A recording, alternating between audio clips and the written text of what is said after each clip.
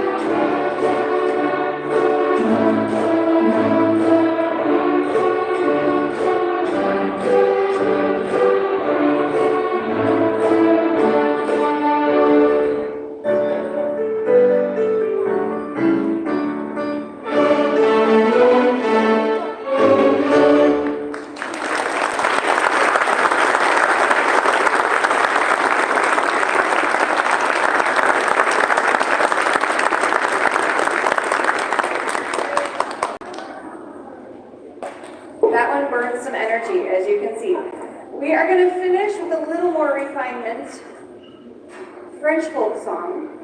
We're going to play this one 2 times, and the first time everyone will play melody, and the second time some kids are going to play the harmony part, and they've used their newfound note reading skills. We are right now learning how to read music, and so they've been using their skills in that area to figure out the harmony part, which is pretty cool. You know what? I'm so sorry.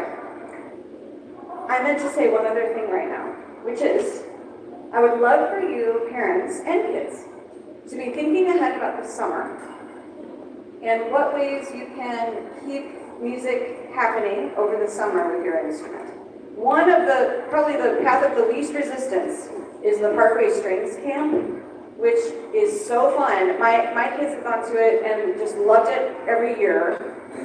The kids who went last year have come back with rave reviews. They just have a great week of music making. So that's a really good one, and it's nice and close, and it's not very expensive. There are other music camps that happen over the summer, like day camp situations, and I'm going to be emailing about that. A lot of people also opt to do private lessons over the summer. Great way to improve your skills.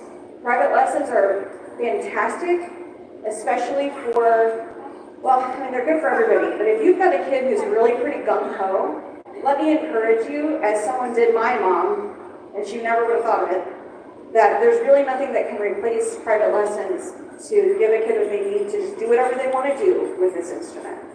I mean, it's good for everybody, even if they're just doing it because they love it, which I hope everyone is. All right, so we're going to play French folk song, and then I'm going to give a little instruction about leaving because we have the 5th grade concert right after this. Enjoy French folk song.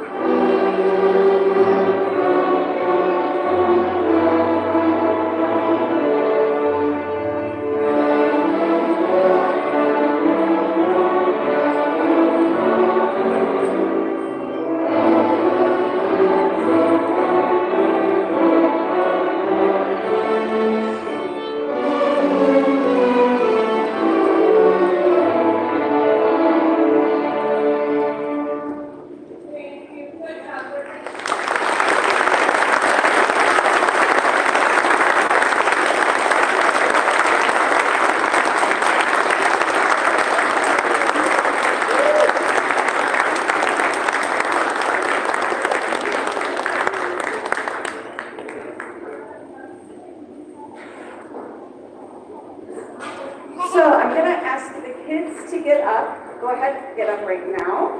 Go to your case and pack up. And then parents, once you see that your kid is pretty much packed up, then please shoo on out of here so that the 3 families can come in. Thank you so much for coming tonight.